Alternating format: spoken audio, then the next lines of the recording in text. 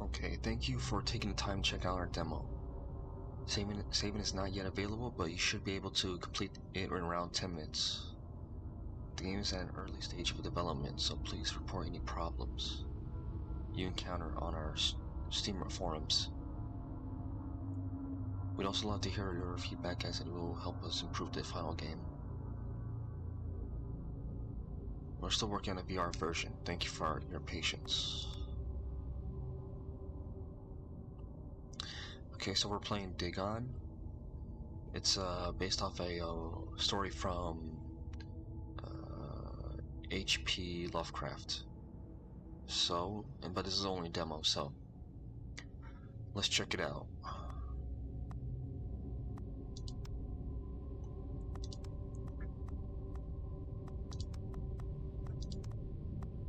I am writing this under an appreciable mental strain, since by tonight I shall be no more. Why is that?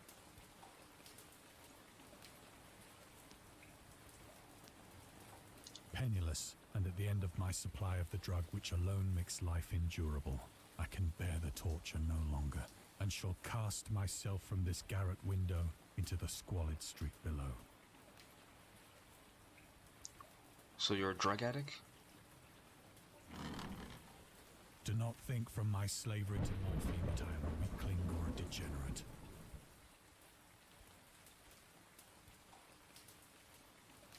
When you have read these hastily scrawled pages, you may guess, though never fully realize, why it is that I must have forgetfulness or death. Okay.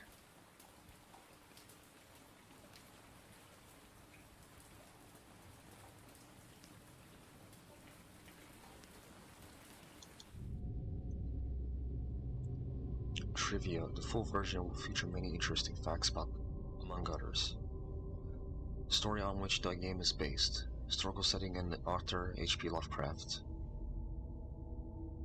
They are scattered around locations, so make sure to look around and try to find them all.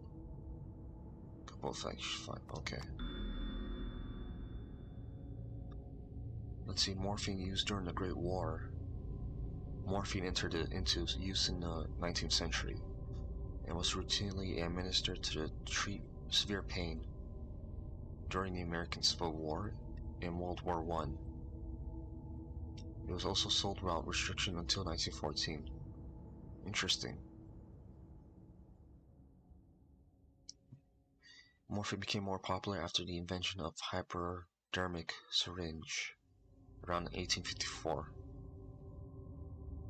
Frederick Sir Turner, who first isolated the substance, originally named it morphium after Morpheus, the Greek god associated with dreams. At the time when Dagon was published, morphine abuse, known as soldier's disease, already posed a big problem in the United States.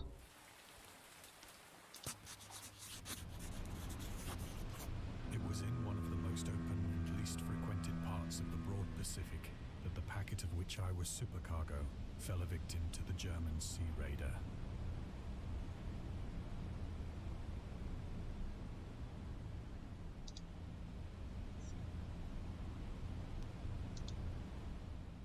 The Great War was then at its very beginning, and the ocean forces of the Hun had not completely sunk to their later degradation.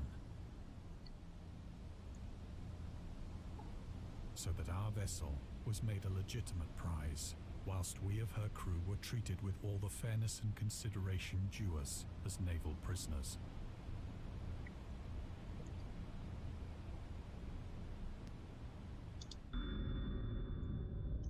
Lovecraft's attitude towards the war. Dagon was written around a month after the United States entered World War I. Lovecraft was actively interested in this course. He composed many poems in which he gave encouragement to soldiers and commented on the events unfolding in Europe. He tried to enlist in the army, but even though he passed the physical exam, his mother prevented him from going to war. She has threatened to go to any lengths, legal or otherwise. I do not reveal all the ills which unfit me for the army.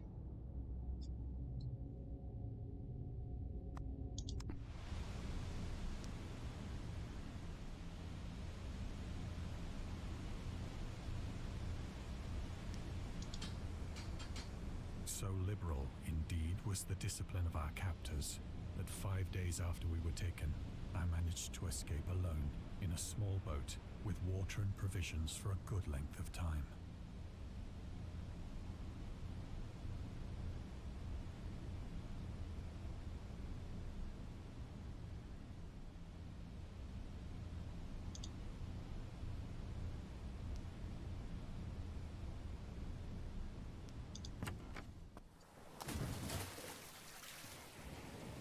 When I finally found myself adrift and free, I had but little idea of my surroundings.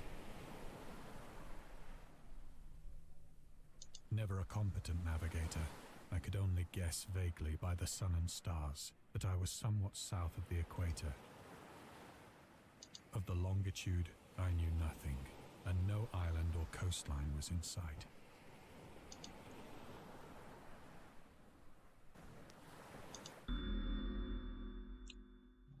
Dagon and the Cthulhu Mythos. Dagon was written in July 1917 and first published in 1919.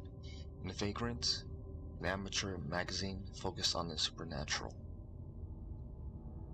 The story was partly inspired by Lovecraft's dreams, and is the first of his stories that introduced an element from the Cthulhu Mythos.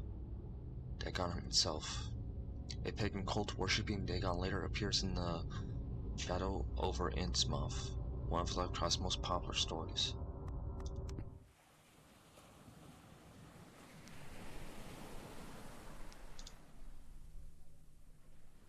The weather kept fair, and for uncounted days I drifted aimlessly beneath the scorching sun, waiting either for some passing ship or to be cast on the shores of some habitable land.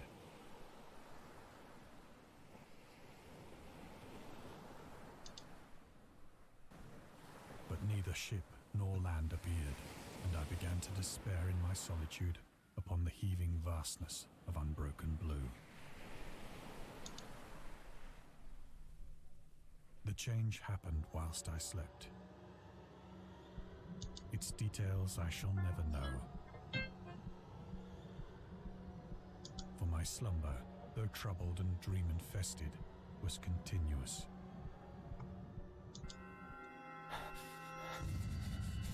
Oh, wow.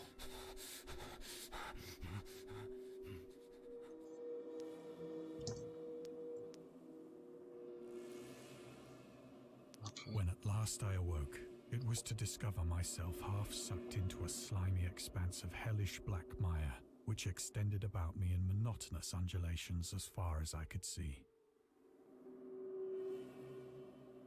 and in which my boat lay grounded some distance away. So we're gonna eat that squid or not? Though one might well imagine that my first sensation would be of wonder at so prodigious and unexpected a transformation of scenery, I was in reality more horrified than astonished. For there was in the air and in the rotting soil a sinister quality which chilled me to the very core. Oh, some of them are actually still alive.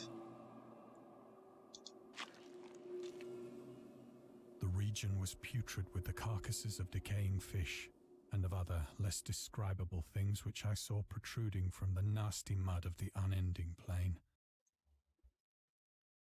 Perhaps I should not hope to convey in mere words the unutterable hideousness that can dwell in absolute silence and barren immensity.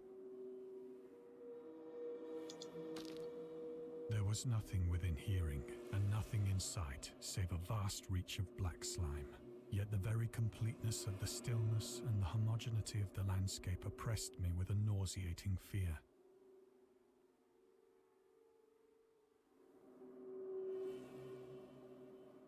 The sun was blazing down from a sky which seemed to me almost black in its cloudless cruelty, as though reflecting the inky marsh beneath my feet.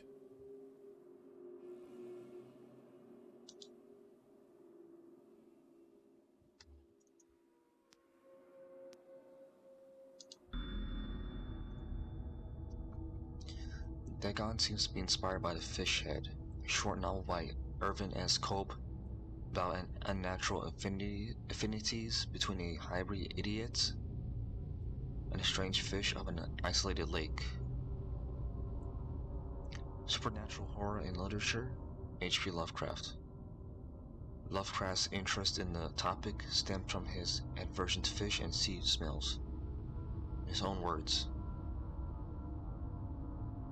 I have hated fish and feared the sea and everything connected with it since I was 2 years old. But I cannot recall what earlier experience gave me such a profound and lasting aversion to the sea and seafood.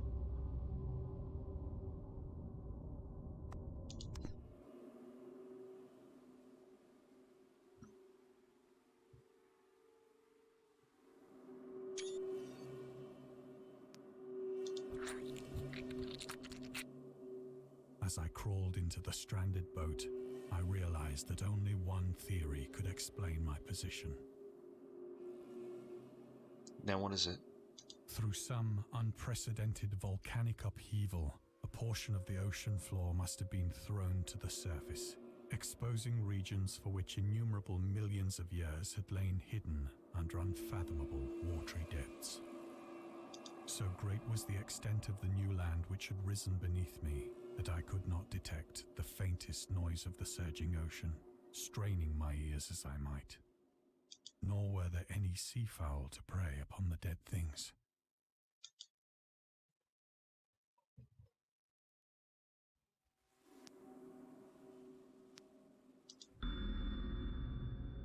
Okay, last trivia piece. Volcanic eruptions sometimes result in the creation of islands. Most of them are transient and erode after some time, but some prove permanent. The floating pumice, porous rock created when superheated. Pressurized rock is ejected from a volcano. Can move across a long distance and transport barnacles and macrolagoi, I don't know, that cling to it. In 2001, rafts of pumice created during the eruption of a volcano near Tonga, Polynesia, eventually reached Australia. Interesting. Interesting.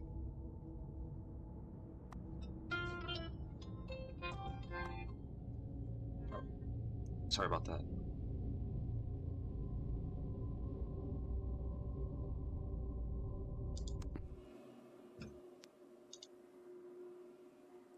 For several hours I sat thinking or brooding in the boat, which lay upon its side and afforded a slight shade as the sun moved across the heavens. As the day progressed, the ground lost some of its stickiness and seemed likely to dry sufficiently for traveling purposes in a short time. That night I slept but little, and the next day I made for myself a pack containing food and water, preparatory to an overland journey in search of the vanished sea and possible rescue.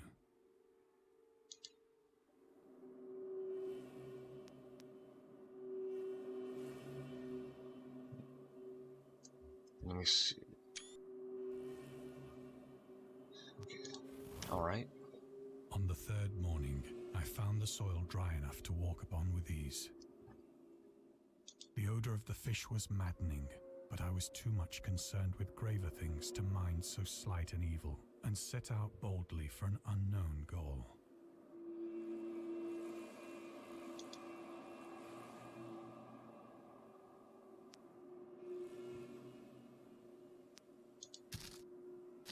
Alright, let's go.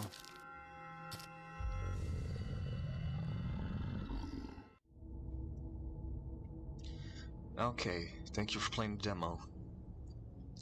If you'd like to learn what eldritch horror drove our protagonist to the depths of madness, wishlist the game and await full release. Okay, so this game is still a demo. Looks very like a narrative based game, so I think the full game's gonna come out in August. So thanks for watching. And I'll be waiting for the full game. So yeah.